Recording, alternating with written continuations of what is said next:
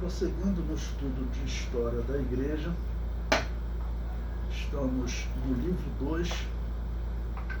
Vamos agora ao item 21 do nosso material didático, a Igreja Corrompida no segundo século. Bom, eu mostrei para vocês que nós estamos aqui no ano 193 da Era Cristã. Vamos lembrar um pouquinho tudo que estava acontecendo na igreja nesse período anterior, né? Nós vimos que desde o ano 160 as igrejas elas estavam divididas porque havia um problema grave resultante da perseguição, que alguns aceitavam participar de culto pagão para não morrer. Então as igrejas estavam divididas por esse problema. Mostrei que tinha igreja, como a igreja de Roma, né? O centro do problema era o centro da perseguição, então também Roma era o centro do problema, porque todas as perseguições atingiram Roma em cheio. E logo ali também tinham mais pessoas que tinham passado por essa triste experiência de não suportar a perseguição e participar de culto pagão. Entre as doutrinas que já estavam alterando, eu falei para vocês da data da Páscoa, que é uma data profética e que até hoje nós devemos fazer lembrando a morte de Jesus. Então, segundo os critérios bíblicos, vai cair no dia 23 de abril. Às 10 horas da manhã, celebra a hora que Jesus morre. O que a Igreja Católica fez? Ela mudou tudo. A Páscoa dela vai acontecer agora em março. E o mundo todo está enganado com isso. Todos esses erros estão vindo dessa época aqui. E nós veremos aí na história como eles vão crescer. Ok? Pois bem, então no ano 193, nesse final de ano, nós já vemos, infelizmente, sinais de corrupção. Por quê? Porque cristão ele não gosta de imagem de escultura. Se eu perguntar para vocês, um prefeito, um governador, falar, não, nós queremos te homenagear, então vamos fazer aqui uma imagem tua aqui na praça, com certeza vocês vão pedir, eu falaria, olha, de jeito nenhum, eu não quero esse negócio de fazer imagem de escultura, isso não é bom, não quero. Mas aí eu coloquei já uma figura, eu vejo, esse é o sentimento natural do cristão. Eu nunca conheci um cristão que pensaria em ter uma imagem de escultura sua. Então eu peguei aí do ano 193, segundo a história, a arqueologia encontrou esse medalhão. Tá bom?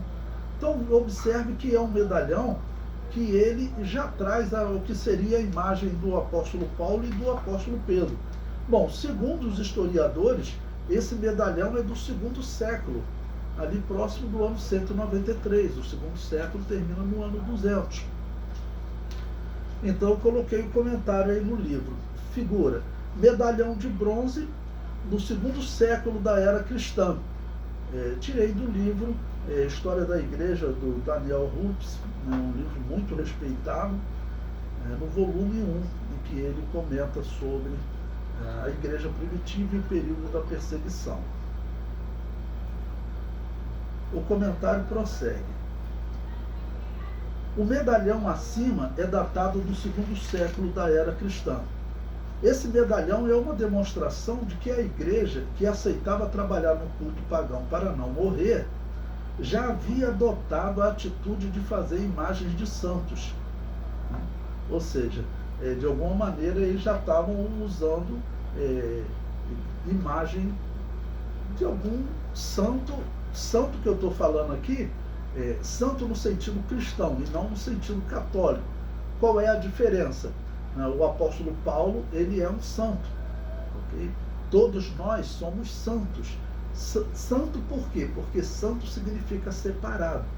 Mas a Igreja Católica, ela criou outro critério. A pessoa que morre, se alguém experimentar um milagre orando a essa pessoa que morreu se torna santo. Isso está tudo errado. Na Bíblia não é assim. Ok? Então, a Bíblia santo significa separado. Tem pessoas que pensam o seguinte, os evangélicos não acreditam em santos? Claro que nós acreditamos, tanto que na nossa Bíblia está escrito lá, Evangelho segundo São João, ou seja, Santo João. porque ele era um santo, ele era separado, mas ele não se tornou santo, tá bom? Identificado pela igreja, e após ele fazer milagre por alguém orar a ele, então ele agir em favor deles. Isso aí é paganismo, isso é aquela história pagã do vivo se comunicar com o morto ouvir uma oração do vivo e até influenciar neste mundo. Isso aí é paganismo. Tá bom? Ninguém se torna santo por conta disso, mas esse é o critério católico. Qual é o critério cristão? O critério cristão é: você separou-se do mundo e aproximou-se de Deus. Se você está separado, você está santo, você está santificado. Porque ser santo é isso, é separado, tá bom? Então, ano 193, Pedro e Paulo tinham morrido há cerca de 130 anos. E claro, nesse sentido, então eu digo, eles eram santos. Então, para esclarecer para vocês aí, tá bom? Esse medalhão contendo as imagens de Paulo e Pedro já representa um desvio. A verdadeira igreja cristã não faz imagem de escultura de tipo nenhum. Está em Êxodo capítulo 20, versículo 4. Não farás para ti imagem de escultura, nem alguma semelhança do que há em cima nos céus, nem embaixo na terra, nem nas águas debaixo da terra. Êxodo capítulo 20, versículo 4. Mas o que acontecia nessa cidade de Roma? Eu mostrei texto para vocês que até Eusébio de Cesareia, que é um católico romano, até Eusébio de Cesareia fala que nesse período a igreja de Roma estava extremamente corrompida. As pessoas que estavam em Roma estavam corrompidas. E ele diz até que haviam pessoas que defendiam abertamente que durante a perseguição podia participar do culto pagão, que não tinha problema nenhum, que Deus perdoaria. E diziam também que podia até se alimentar das coisas sacrificadas ao demônio.